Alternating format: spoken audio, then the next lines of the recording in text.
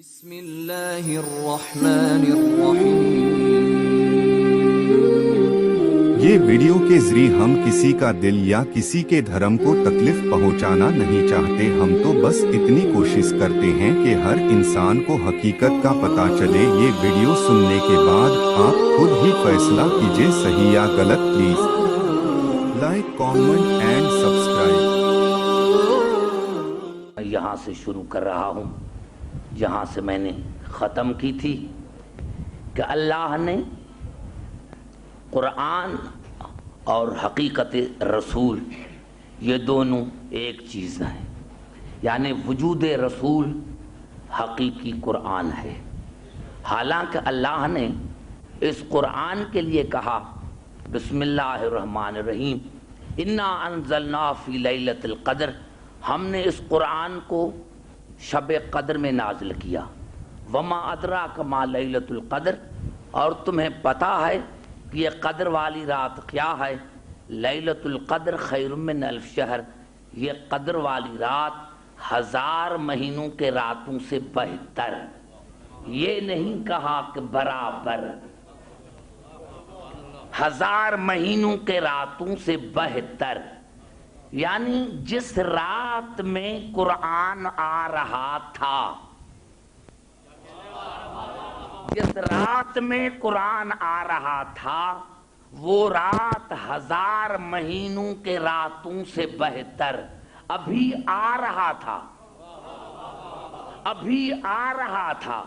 ارے بھائی راتیں تو سب راتی ہیں، آج کی بھی رات ہے، کل کی بھی رات ہے، پرسوں کی بھی رات ہے، لیکن جس رات میں قرآن آ رہا تھا وہ 1000 مہینوں کے راتوں سے بہتر۔ افسوس کی بات ہے اس ایک جملے کو سمجھتے تو رسول تمہیں سمجھ میں آ جاتا۔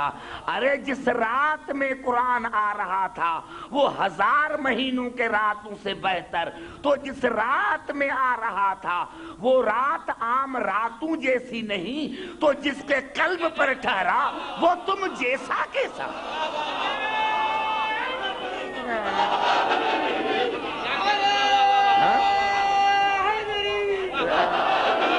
یعنی جس رات میں آ رہا تھا، جس رات میں آ رہا تھا، ارے جس رات میں آ رہا تھا وہ رات بے مثل، جس راستے سے آ رہا تھا وہ راستہ بے مثل، جو ملک لے کر آیا تھا وہ ملائکوں میں بے مثل، اور جس کا کلام وہ بے مثل، تو تمہارا رسول تمہارے مثل کیسے؟ عزیزان محترم پوری توجہ چاہ رہا ہوں، میں یہی چاہ رہا ہوں کہ اللہ نے کہا 1000 مہینوں کے راتوں سے بہتر۔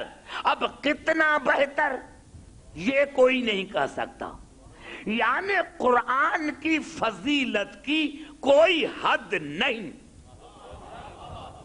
حد مقرر کرو قرآن کی، وہ قرآن نے جواب دیا کہ نہیں، میری حد مقرر نہیں کر سکتے، کیونکہ جس راہ سے آ رہا تھا وہ 1000 مہینوں سے بہتر۔ اب کتنا بہتر یہ قرآن نے نہیں بتایا، اور رسول کے لیے کیا کہا؟ فَكَانَ قَابَ قَوْسَيْنِ، میرا حبیب قریب آ گیا، قریب آ گیا، یہاں تک کہ 2 کمانوں کا فاصلہ رہ گیا۔ قبلہ اگر آیت یہاں تک ہوتی تو رسول کی حد مقرر ہو گئی۔ توجہ چاہ رہا ہوں، یعنی اگر آیت یہاں تک ہوتی تو رسول کی فضیلت کی حد اللہ نے مقرر کر دی کہ 2 کمانوں کے فاصلے پر رہ گیا، لیکن آواز آؤ ادنا، اس سے بھی قریب۔ اب کتنا قریب، اب کتنا قریب یہ دنیا نہیں بتا سکتی۔ نہ قرآن کے فضیلت کی حد ہے نہ رسول کے فضیلت کی حد ہے۔ ارے تم جو حدیں مقرر کرتے ہو، جب قرآن حد مقرر نہیں کرتا تو تم کون ہوتے ہو حدیں مقرر کرنے والے؟ نہ قرآن کے فضیلت کی حد ہے اور نہ رسول کے فضیلت کی حد ہے۔ او ادنا کہہ کر بتایا کہ دیکھو کتنا قریب، او ادنا اسی سے قریب۔ اب یہ نہیں بتایا کہ کتنا قریب، آؤ قرآن سے پوچھیں۔ اور میں نے عرض کیا تھا کہ اللہ نے قرآن کے لیے کیا کہا، 3 آیتیں پڑھنا چاہتا ہوں۔ کیا کہا قرآن کے لیے؟ اللہ نے کبھی کہا وَلَقَدْ آتَيْنَاكَ سَبْعًا مِنَ الْمَثَانِي وَالْقُرْآنَ الْعَظِيمَ، یہ قرآن عظیم ہے۔ کبھی کہا کاف القرآن المجید، یہ قرآن مجید ہے۔ کبھی کہا انہ لقرآن کریم، یہ قرآن کریم ہے۔ قرآن کریم، رسول کریم، قرآن مجید، رسول مجید، قرآن عظیم، رسول عظیم۔ اب پورے قرآن میں یہی 3 حرف آپ کو ملیں گے، یہی 3 الفاظ آپ کو ملیں گے، لا الہ الا هو علیہ توکلت وہو رب العرش العظیم۔ یہ عرش عظیم ہے، قرآن عظیم، رسول عظیم، عرش عظیم۔ وہو الغفور الودود ذو العرش المجید، یہ عرش مجید ہے۔ گھبرا تو نہیں کہ پوری توجہ چاہ رہا ہوں۔ قرآن عظیم، رسول عظیم، عرش عظیم، قرآن مجید، رسول مجید، عرش مجید، لا الہ الا هو رب العرش الکریم، یہ عرش کریم ہے۔ قرآن کریم، رسول کریم، عرش کریم۔ جو رسول وہی قرآن، وہی عرش، وہی عرش۔ اب عرش کریم، رسول کریم، عرش مجید، رسول مجید، عرش عظیم، رسول عظیم۔ اب پتا چلا کہ اللہ نے رسول کو عرش پر کیوں بلایا۔ اللہ نے کہا دیکھو میں عظیم کو عظیم پر بلاتا ہوں، میں مجید کو مجید پر بلاتا ہوں، میں کریم کو کریم پر بلاتا ہوں۔ لیکن عبدالحکیم جوتی سمیت، جوتی سمیت عظیم پر، عظیم کی جوتی، کریم پر کریم کی جوتی، مجید پر مجید کی جوتی۔ اب آؤ ایک بات سمجھا دوں، جب ہمارے چھٹے امام سے پوچھا گیا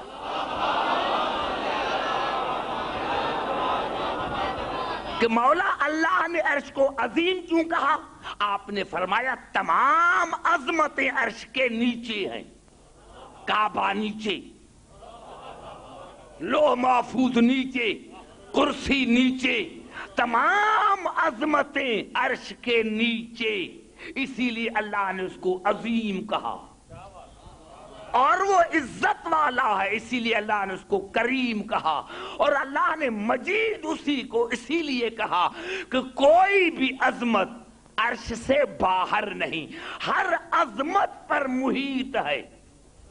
آج اسی عظمت پر، اسی عظیم پر رسول کے پاؤں ہیں، اسی کریم پر رسول کے پاؤں ہیں، اسی مجید پر رسول کے پاؤں ہیں۔ توجہ چاہ رہا ہوں، یا اللہ اب رسول تو اس جگہ ہے، رسول تو اس جگہ ہے جہاں انسان کا ادراک نہیں جا سکتا کہ مجید کے پاؤں مجید پر، کریم کے پاؤں کریم پر، عظیم کے پاؤں عظیم پر۔ ہم رسول کس سے پوچھیں؟ یہ تو ہمارے ادراک سے باہر ہے کہ جس کے پاؤں ہیں کریم پر، جس کے پاؤں ہیں عظیم پر، جس کے پاؤں ہیں مجید پر، یا اللہ ہم کس سے رسول پوچھیں؟ تو اللہ کی آواز آئے گی، عبدالحکیم اگر عظیم کے پاؤں عظیم پر ہے، کریم کے پاؤں کریم پر ہے، مجید کے پاؤں مجید پر ہے، تو اب رسول ان سے پوچھو جن کے پاؤں مہر نبوت پر ہے۔ نعرہ حیدری،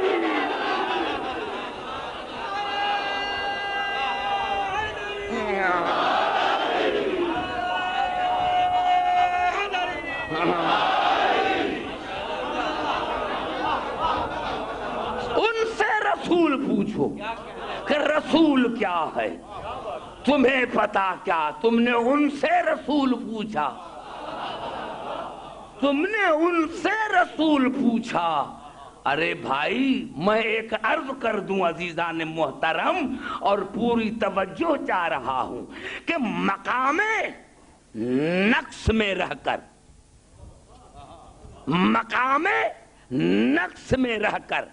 مقام کمال کو کوئی نہیں سمجھ سکتا. مقام نقص میں رہ کر مقام کمال کو کوئی نہیں سمجھ سکتا. ارے بھائی میٹرک والے کو کیا پتا کہ بی اے کیا ہوتا ہے؟ بی اے والے کو کیا پتا کہ ایم اے کیا ہوتا ہے؟ ایم اے والے کو کیا پتا کہ پی ایچ ڈی کیا ہوتا ہے؟ لیکن پی ایچ ڈی والے کو پتا ہوتا ہے کہ ایم اے کیا ہے. ایم اے والے کو پتا ہوتا ہے کہ بی اے کیا ہے. بی اے والے کو پتا ہوتا ہے کہ انٹر کیا ہے. انٹر والے کو پتا ہوتا ہے کہ میٹرک کیا ہے. نہیں، پھر سمجھانا چاہتا ہوں. یہ بچہ بٹھا ہوا ہے 10 سال کا، اس کو کیا پتا کہ جوانی کیا ہوتی ہے؟ اس بچے کو کیا پتا کہ جوانی، کیونکہ یہ ہے عالم نقص میں، جوانی ہے عالم کمال میں. اس بچے کو کیا پتا کہ جوانی کیا ہوتی ہے، اور جوان کو کیا پتا کہ بڑھاپا کیا ہوتا ہے. لیکن بوڑھے کو پتا ہے کہ جوانی کیا ہے، پیری کیا ہے، بچپنا کیا ہے. ارے اسی لیے تمام انبیاء، کوئی پہلے آسمان پر رہ گیا، کوئی دوسرے پر رہ گیا، کوئی تیسرے پر رہ گیا، کوئی چوتھے پر رہ گیا، کوئی 5ویں پر رہ گیا، اور آخری جناب ابراہیم آیا تو بیت المعمور آیا.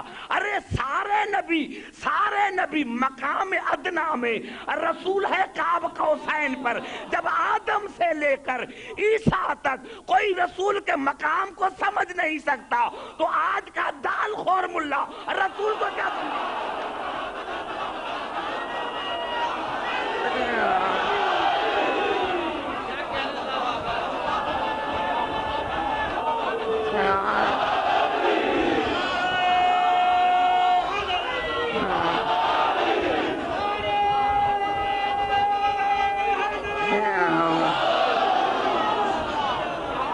سمجھ میں آ رہی ہے بات کے بلا؟ ارے تمہیں جب انبیاء رسول کو نہیں سمجھ سکتے تو تم کون ہوتے ہو رسول کو سمجھنے والے؟ تم نے کہتے کہ ہم نے رسول کو سمجھ لیا ہے. تم رسول کو کیا سمجھو گے جب انبیاء نہیں سمجھ سکے؟ جاؤ، آج بھی جو بائبل ہے اس کے 14ویں باب میں یہ الفاظ ہیں جناب عیسیٰ کے کہ جناب عیسیٰ اپنی امت کو کہہ رہے تھے کہ دیکھو میں جا رہا ہوں لیکن میرے بعد ایسا رسول آئے گا جو کائنات کا رسول ہوگا.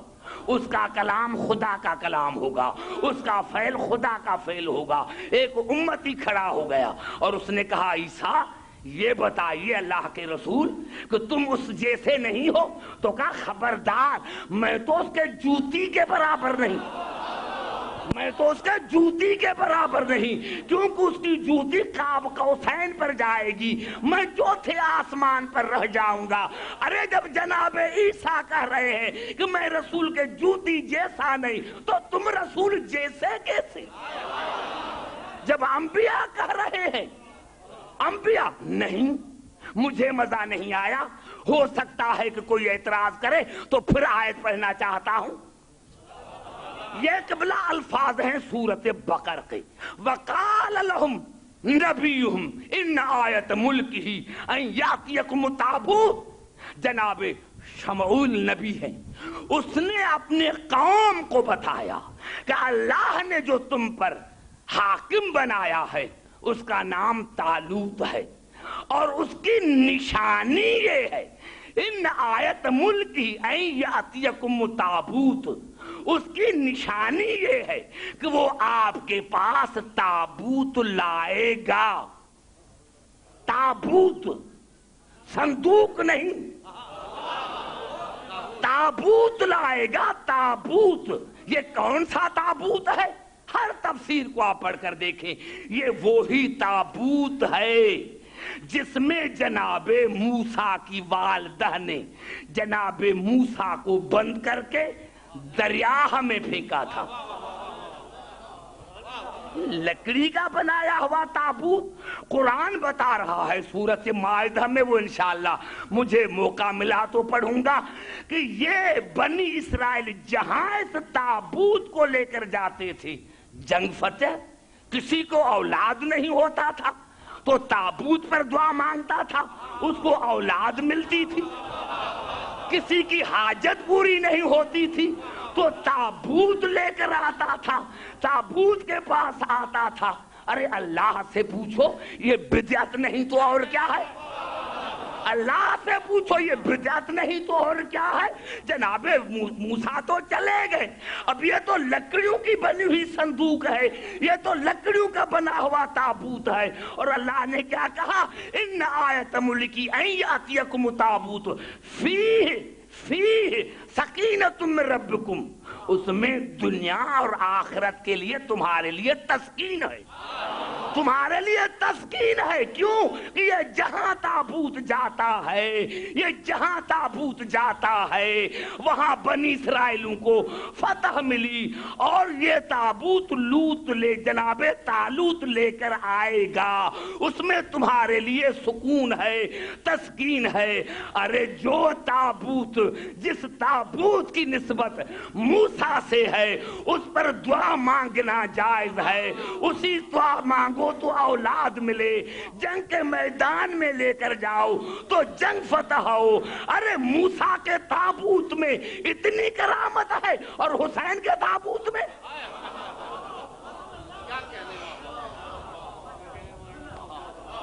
گھبرا تو نہیں گئے؟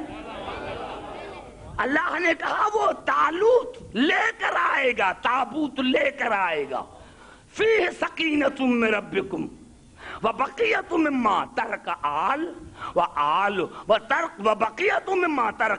موسیٰ وآل ہارون، اور اس تابوت میں آل موسیٰ اور آل ہارون کا ترکہ ہوگا، آل موسیٰ اور آل ہارون کا ترکہ ہوگا، ترکہ ہوگا۔ تحملہ الملائکہ، اس کو ملائکہ لے کر آئیں گے، ملائکہ کے کندھوں پر ہوگا۔ معلوم ہے معصوم کا تابوت اٹھانا یہ ملائکہ کا فعل ہے۔ گھبرا گئے شاید، یعنی تابوت کو کندھا دینا یہ ملائکہ کا فعل ہے۔ ارے ملائکہ تو وہ ہیں جو سجدے میں وہ سجدے میں مشغول، جو رکوع میں وہ رکوع میں مشغول، جو قیام میں وہ قیام میں مشغول۔ آج یہ ملائکہ عبادت کو چھوڑ کر تابوت لے کر آئے ہیں، اور ترکہ کیا ہے؟ قبلہ جناب موسیٰ کی لاٹھی، جناب موسیٰ کی عصا، جناب ہارون کی جوتیاں، اور توریت کی تختیاں۔ کیا ہے اس میں؟ جناب موسیٰ کی عصا، جناب ہارون کی جوتیاں۔ کیا جوتی کا شان ہے کہ ملائک اس کو کندھا دے کر فخر کر رہا ہے، عبادت کو چھوڑ کر ہارون کی جوتی لے کر آیا ہے، ہارون کی جوتی کندھے پر۔ میں نے عالم تصور میں پوچھا کہ یا اللہ یہ ملائکہ کو کیوں مقرر کیا کہ یہ تابوت لے کر جائیں؟ اس میں تو جناب موسیٰ کی عصا ہے اور ہارون کی جوتیاں ہیں۔ تو اللہ جواب دیا کہ عبدالحکیم میں دنیا کو بتانا چاہتا ہوں کہ دیکھو تمہاری جوتی تمہاری بیوی بھی نہیں اٹھاتی، لیکن نبی کی جوتی وہ ہے جو ملائکہ اٹھا کر فخر کرتے ہیں۔ ارے جب تو ہارون کے جوتی جیسا نہیں تو رسول جیسا کیسا؟ نعرہ حیدری!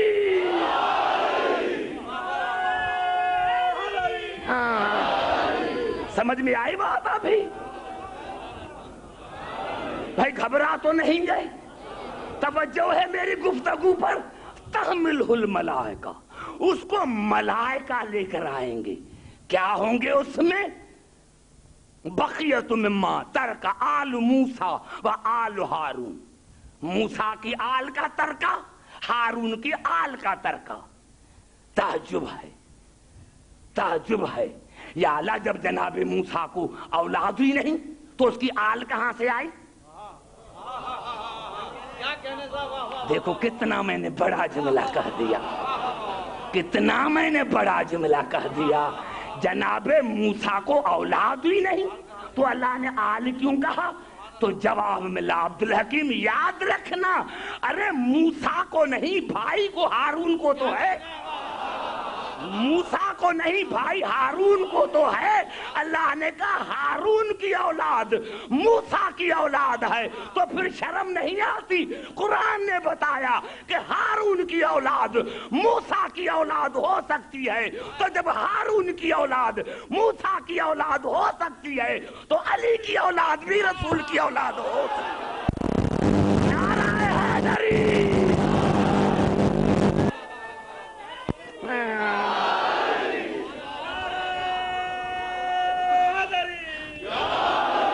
سمجھ میں آ رہی بات؟ کہتے ہیں کہ ہم رسول جیسے، ارے رسول تمہاری سمجھ میں نہیں آیا، اسی لیے علی سمجھ میں نہیں آیا، اسی لیے جانشین سمجھ میں نہیں آیا۔ ہاں یہ علم منطق کا قانون ہے، ایک ہوتی ہے ہاں، دوسرا نہیں۔ کیونکہ اب میری تقریر جو ہے وہ مشکل ہوگی اور آپ سمجھ جائیں گے، اس لیے کہ آپ بالکل ابھی تیار ہیں سمجھنے کے لیے۔ ایک علم منطق میں ہوتی ہے ہاں، دوسرا نہیں۔ اگر ہاں نہ ہوتی تو نہیں نہ ہوتا،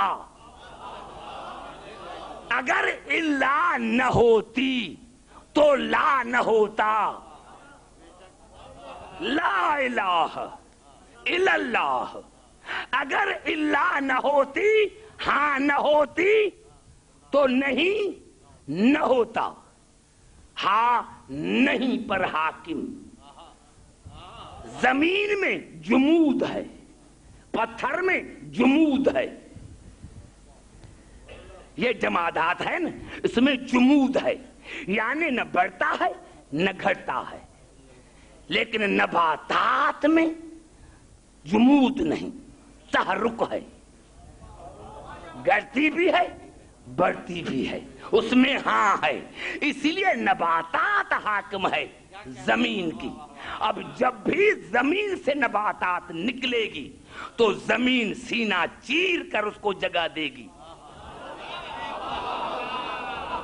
کہ میں نے، اللہ نے مجھے بنایا ہی تمہارے لیے ہے، اللہ نے مجھے بنایا ہی تمہارے لیے ہے، اسی لیے کہ میں ہوں جمادات، مجھ میں ہے نہیں، آپ میں ہے ہاں، آپ میرے حاکم ہیں۔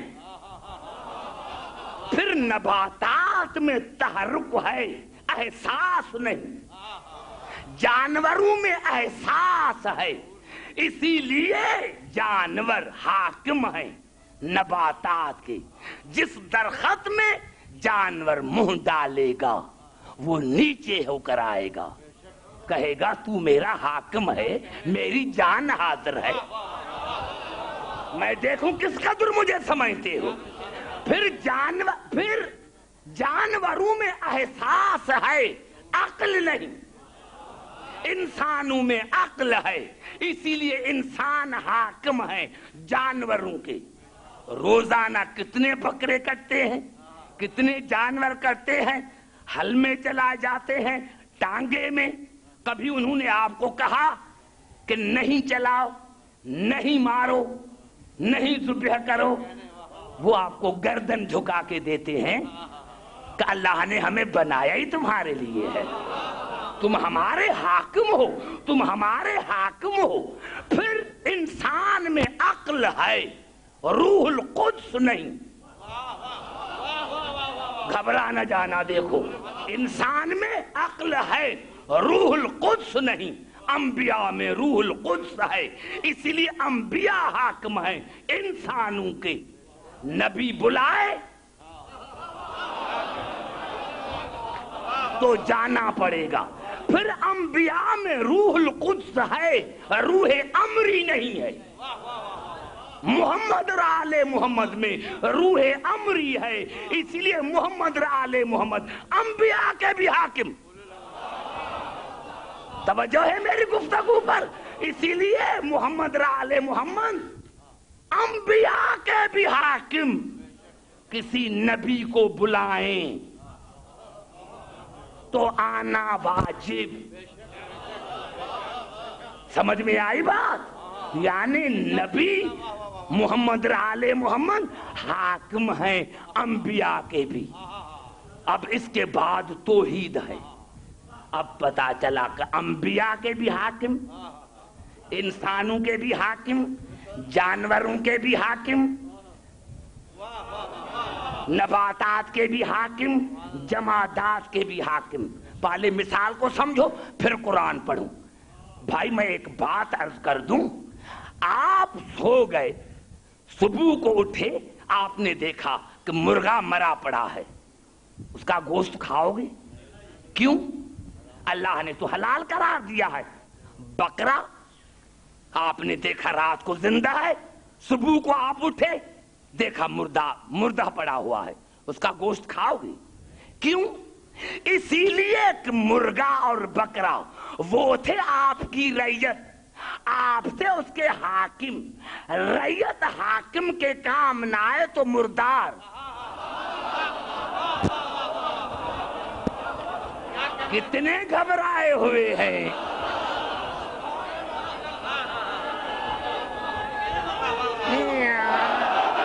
توجہ چاہ رہا ہوں، میں نے عرض کیا کہ اگر سمجھ میں آ گیا تو بڑا لطف آئے گا. رعیت اگر حاکم کے کام نہ آئے تو وہ مردار ہے. رعیت اگر حاکم کے کام نہ آئے تو وہ مردار ہے. ارے بھائی اگر بکرا تمہارے کام نہ آئے تو وہ مردار، مرغا کام نہ آئے تو وہ مردار. تو کوئی بھی ہو رسول کے کام نہ آئے تو وہ مردار ہے.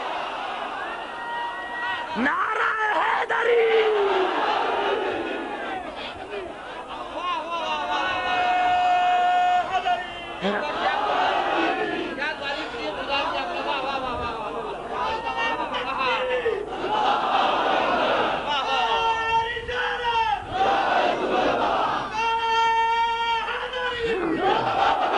بھائی سمجھ میں آئی بات یہاں تک کہ اگر رعیت حاکم کے کام نہ آئے تو وہ مردار ہے. ارے بھائی مسلمان ہمیں زبردستی کرتے ہیں فلاں کو مانو فلاں کو مانو. ارے بھائی مان کر کیا کریں گے؟ مردار کو کوئی ہم تھوڑے مانتے ہیں، ہم مردار کو تھوڑے ہی مانتے ہیں. جو خود مردہ ہے وہ تمہیں کیا دے گا؟ جو خود مردہ ہے وہ تمہیں کیا دے گا؟ ہمیں تو وہ چاہیے جو زندہ ہو، ہمیں تو وہ چاہیے جو زندہ ہو. اور 3 آیتیں پڑھنا چاہتا ہوں. اب مثال سمجھ گئے، اب 3 آیتیں پڑھنا چاہتا ہوں. یہ قبلہ الفاظ ہیں سورت ابراہیم کے. انشاءاللہ سارے سمجھدار بیٹھے ہو. الفاظ کیا ہیں؟ وَسَخَّرَ لَكُمْ الشَّمْسَ وَالْقَمَرَ دَائِبَيْنِ. تمہارے لیے، اللہ نے کہا تمہارے لیے میں نے سورج کو تابعدار بنایا، چاند کو تابعدار بنایا. دائبین، ان سے کام لو، ان سے کام لو. وَسَخَّرَ لَكُمُ اللَّيْلَ وَالنَّهَارَ. اور تمہارے لیے میں نے رات کو تابع کیا، دن کو تابع کیا. سورت ابراہیم، یہ سورت جاسیہ.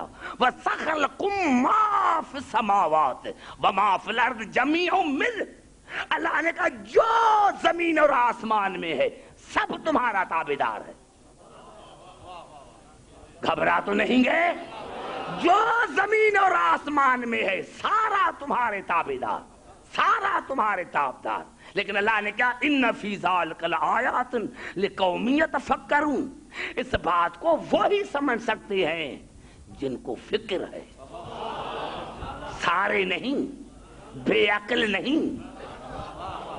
عقل ہے نہیں تو کیا سمجھے گا؟ اور سورت نحل میں ارشاد ہوا وَسَخَّرَ لَكُمُ اللَّيْلَ وَالنَّهَارَ وَالشَّمْسَ وَالْقَمَرَ وَالنُّجُومُ مُسَخَّرَاتٌ بِأَمْرِهِ إِنَّ فِي ذَلِكَ لَآيَاتٍ لِقَوْمٍ يَعْقِلُونَ.